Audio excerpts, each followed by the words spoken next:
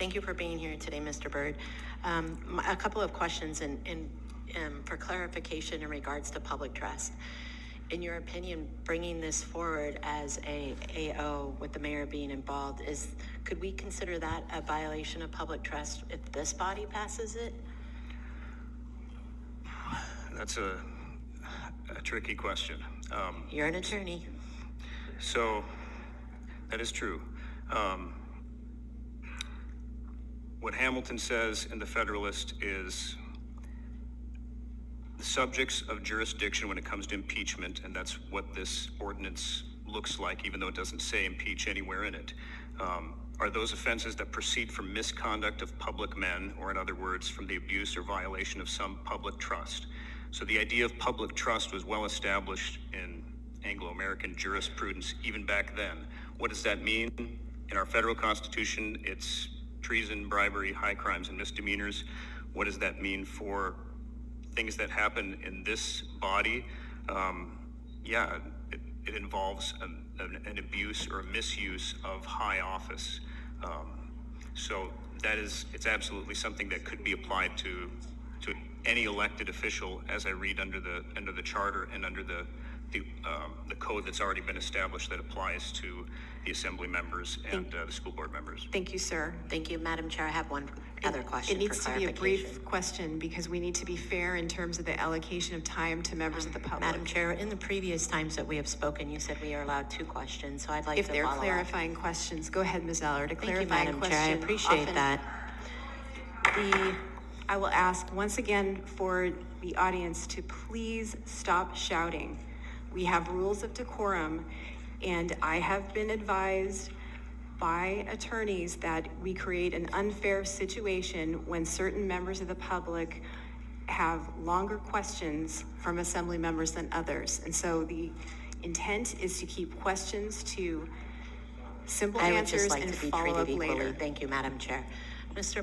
Go ahead, Byrd, Ms. Allard. My question to you is that you had mentioned Mr. Gates several times in your testimony. Do you believe that we are getting good legal advice? Mr. I know Gates, I put you on the spot. You don't have to answer if you don't want to. No, that's fine. Mr. Gates, I don't always agree with what his opinion is, but I always think it's pretty well researched. I'm going to stop this line of questioning. That is not a clarifying question. Actually, it is. I'm directing him exactly what he was speaking on and quoting Mr. Gate in the law. But hey, you discriminate against me all the time. I got it. Thank you. You can put that in the notes too. Ms. Allard, please refrain from making dilatory If you stop being biased, I would appreciate that. Thank you. And discriminating against fellow assembly members that disagree with you. You are out of order. And I always am. We will move on to Mr. Cross. Thank you for your discrimination. I move to adjourn. Appreciate it.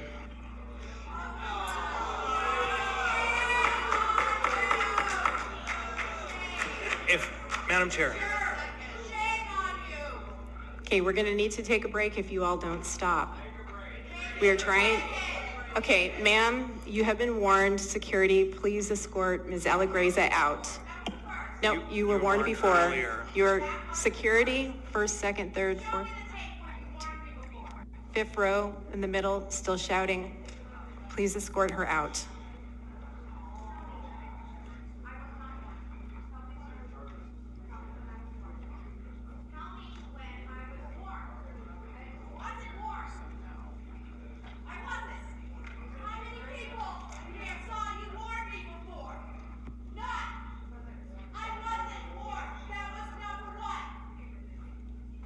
We are going to take a 5-minute break go ahead, Mr. Constant. Yeah, thank you. The body of the public has become so unruly, a motion to adjourn is in order.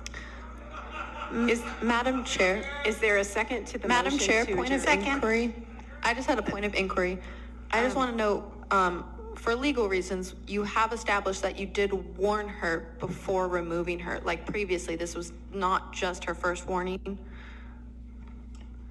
She was identified, yes. I'm responding to your point of order and told to stop shouting, clapping, making Her noise. specifically? That is correct. You have evidence.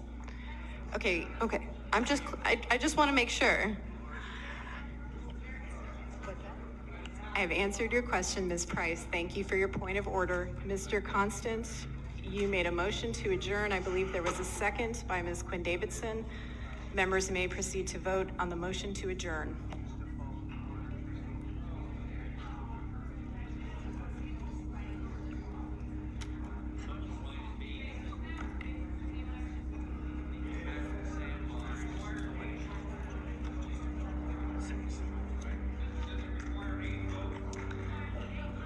The vote is 6-3. The youth members' preferential vote is no. The motion passes. We are adjourned.